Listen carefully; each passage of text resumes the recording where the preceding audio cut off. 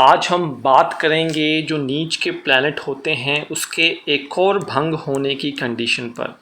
देखिए, हमने इससे पहले बात की थी कि अगर आपके चार्ट में कोई प्लैनेट नीच का है परंतु वो दिग्बली स्टेट पे बैठा हुआ है, दिग्बली कंडीशन में बैठा हुआ है, या फिर हमने बात की थी अगर वह प्लैनेट वक्री हो जाए तो हमारा 80 से 90% तक आपका नीच भंग योग हो जाता है। तो आज की वीडियो पे हम बात करेंगे, हमारे बंधुओं ने हमसे पूछा है कि अगर हमारे D1 चार्ट में तो कंडीशन नीच की है लेकिन D9 चार्ट में कंडीशन चेंज हो जाए तो इसका क्या फल मिलेगा। तो इस वीडियो को अंत तक देखिए, बहुत सिंपल तरीके से आपको बताएंगे और आपको पता लग जाएगा।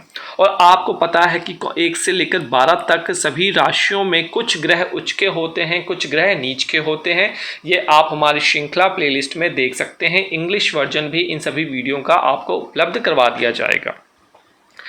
अब आपने देखना क्या है, आपने फोकस करना है अपने D1 चार्ट को। आपने एक तो अपना D1 चार्ट लेना है, दूसरी तरफ अपना D9 चार्ट ले लेना है जिसे हम नवमांश चार्ट कहते हैं। D1 को हम बर्थ चार्ट कहते हैं।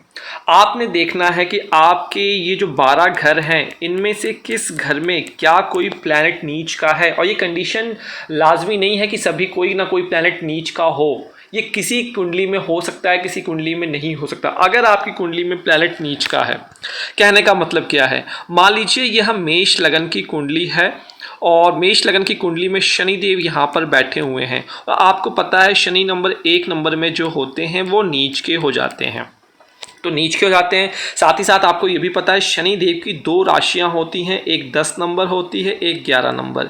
11 नंबर इसकी मुख्यतः राशि होती है, मूल त्रिकोण राशि होती है, और ये गैर मूल त्रिकोण राशि होती है। इसके साथ ही साथ शनिदेव 7 नंबर तुला राशि में उच्च के हो जाते हैं। भाई अब आपने तो ये देख लिया कि आपके चार्ट में शनिदेव नीच के हैं और आपके मालिक जो हों, अब देख लेना आपके कौन से घर के वो मालिक हैं, तो उनसे संबंधित तो आपको प्रॉब्लम आनी ही आनी है।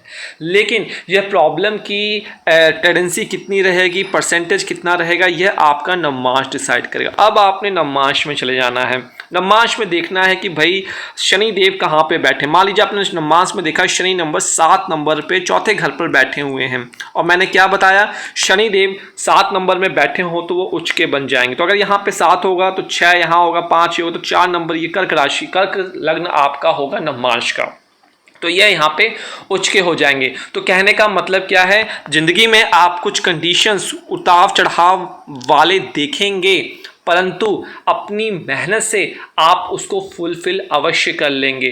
कुछ एज के बाद जब आपकी दशा अंतरदशा आएगी, शनि महाराज जब तुला राशि या शुक्र की महादशा अंतरदशा आएगी, तो ये शनिदेव पहले तो आपके शरीर से आपको प्रयत्न करवाएगा, उसके पश्चात आपको फल देने के लिए ये बाध्य होगा। तो इसलिए यहाँ पे आपने बिल्कुल भी चिंता नहीं करनी है।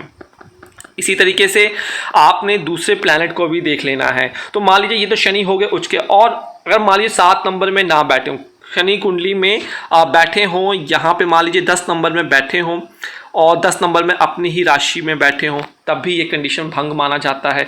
या फिर 11 नंबर में बैठे हों शनिदेव, तब भी यह कंडीशन भंग माना जाता है। डिपेंड ये भी करता है कि उनके साथ किसी भी प्रकार का 6, 8, 12 के मालिकों का कोई संबंध नहीं होना चाहिए।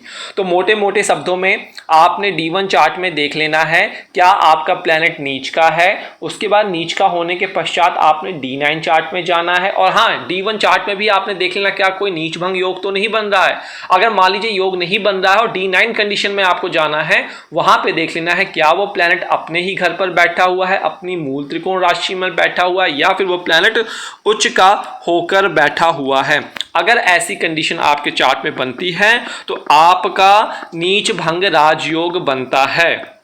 और इसका मैनिफेस्टेशन कब होगा, कब ये रिजल्ट देगा, जब आपकी शनिदेव की महादशा अंतरदशा आएगी और अंतरदशा में आपके शुक्रदेव होंगे तो आपको अच्छा फल वहां पे देने को मिलेगा। तो ज़्यादा कॉम्प्लिकेटेड हम इसको नहीं कर रहे, सिंपल तरीके से आपको बताने की यहाँ पे कोशिश की है। और अंत में अगर आपको लगता है किसी प्रकार की सहायता चाहिए तो आप हमारी ज्योतिष घर वैद्य ऐप और हमारी वेबसाइट से संपर्क कर सकते हैं। आप हमसे इंस्टाग्राम, फेसबुक, ट्विटर पर अपना चार्ट विंशोत्तरी दशा एक क्वेश्चन शेयर कर सकते हैं हम। 60 दिन में कोशिश करते हैं आपको रिप्लाई दे सकें, लेकिन कई बार होता है कि आपको सेम डे पे भी रिप्लाई मिल जाता है, तो इसलिए धैर्य बना के आपको रखना है। नंबर शेयर नहीं करना है, हमारी तरफ से कोई भी कॉल विदाउट अपॉइंटमेंट नहीं की जाती है। जाते जाते यहाँ पे मैं बता दूं कि 1 नंबर पे सूर्यदेव जो होते हैं उच्च के होते हैं, 7 नंबर में सूर्यदेव नीच के होते हैं। चंद्रदेव जो होते हैं वह 2 नंबर में उच्च के होते हैं, 8 नंबर में नीच के होते हैं। बुधदेव जो होते हैं 6 नंबर में उच्च के होते हैं, 12 नंबर में वह नीच के होते हैं। शुक्रदेव जो होते हैं 12 नंबर में उच्च के होते हैं और 6 नंबर में नीच के होते हैं। मंगल देव जो होते हैं 10 नंबर के उच्च के होते हैं और कर्क लगन में 4 नंबर में वह नीच के होते हैं। गुरु महाराज जो है वो 4 नंबर में उच्च के होते हैं और 10 नंबर में वह नीच के होते हैं। लिख लीजिए, आपको बता रहा हूं। शनिदेव का आपको पता लग ही गया है। राहु जो होते हैं 3 नंबर मिथुन में उच्च के होते हैं और धनु में नीच के होते हैं। केतु जो होता है वो धनु में जस्ट वाइस वर्सा होता है। धनु में जो होता है केतु वह उच्च का होता है और मिथुन में वह नीच का होता है। सिंपल सा यह तरीका है। राहु के लिए 39 याद कर लीजिए, 39 याद कर लीजिए, जस्ट उसका उल्टा केतु में कर दीजिए। यह तरीका है इसका याद करने का। तो ग्रहों के स्वभावानुसार उनकी उच्च व नीच राशियों का निर्धारण किया गया है। उच्च राशि से तात्पर्य यह है जहां ग्रह पूर्णतः सक्षम व प्रसन्न और प्रबल अवस्था में हो। नीच राशि अर्थात जहां ग्रह निर्बल और दुखी और क्षीण हो। तो आज यहाँ पे समापन दीजिए। आशा करता हूं आपको यह सिद्धांत पसंद आया होगा। आने वाली वीडियो में और भी नीच भंग राजयोग के बारे में हम बात करेंगे। तब तक के लिए आज्ञा दीजिए। जय